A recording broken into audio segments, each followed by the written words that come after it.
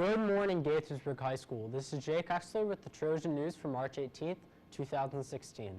Please stand for the pledge. I pledge allegiance to the flag of the United States of America and to the republic for which it stands, one nation, under God, indivisible, with liberty and justice for all. You may now be seated. Are you planning on going to the Mr. Gaithersburg competition? Well, here's some information that you'd like to know. The Trojan, native to Gaithersburg High School, is feasting on some pretzels.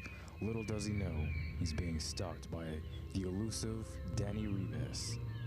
Just as he's about to pounce, the Trojan realizes he's being stalked.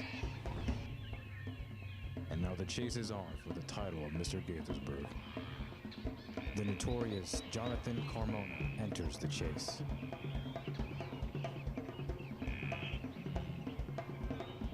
See you there.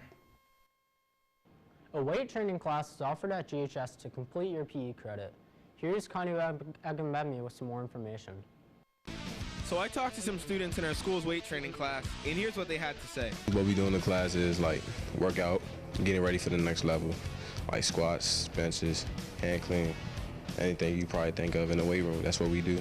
Weight training, we mainly just work out, so we'll focus on like arms, legs, core, or do cardio. It's a pretty good environment. Everyone's trying to stay motivated, work out. They'll help you out if you need help. So if you need like a spotter for benching or whatnot. Football players supposed to be lifting all season, so it's a good lifting class to be in. It's definitely good. Mr. Berger makes a pretty good playlist. I joined the class because personally I'm trying to get ready for the next level. I joined the class because I'm joining the military and I just want to prep myself for physical challenges. Well, that's all from me. I'm Kanu Agambemi signing out from Trojan News. Have you ever heard of 22q deletion? Here's Lainey Selby with some information about it. 22q deletion syndrome is a disorder caused by the deletion of a small piece of chromosome 22. 22q deletion syndrome has many possible signs and symptoms that can affect almost any part of the body. Common signs and symptoms include heart abnormalities that are often present from birth, an opening in the roof of the mouth, and distinctive facial features. People with 22q deletion syndrome often experience recurrent infections caused by problems with the immune system, and some develop autoimmune disorders, such as arthritis and Graves' disease, in which the immune system attacks the body's own tissues and organs.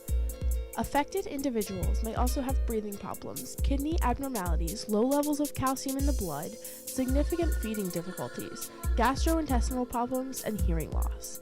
Skeletal differences are possible, including mild, short stature, and less frequently abnormalities of spinal bones.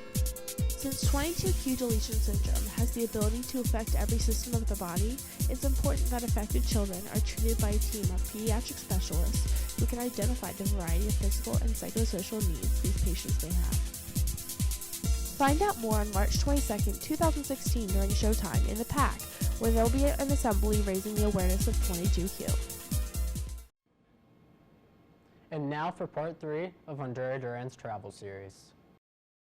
To recap, last week I spoke to students about where they've already traveled to, whether it was around the world or across the country. And I think it's pretty safe to assume that traveling is fun and exciting.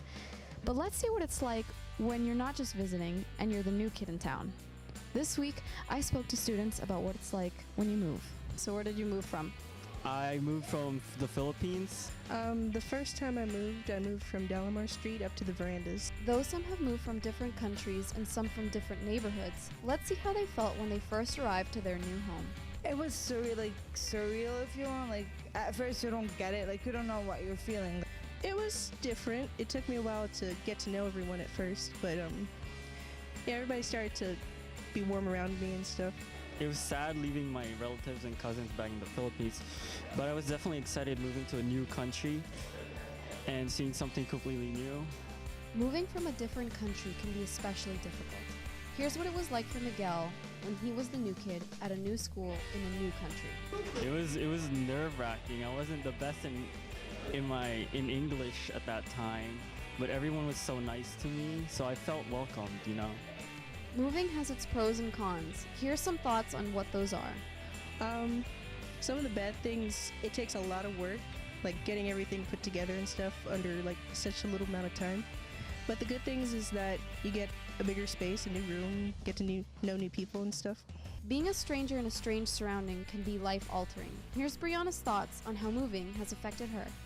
Over the years of moving and stuff, like, I feel like it helped me grow a little bit more, you know what I mean? So whether you've moved or going to move, it's important to think about the journey and all the possibilities that lie ahead.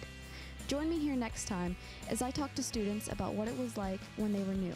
More specifically, what it was like when they were new here at Gaithersburg High. Until then, I'm Andrea Duran, reporting for Trojan News. That's all for today's Trojan News. Stay safe and have a great weekend.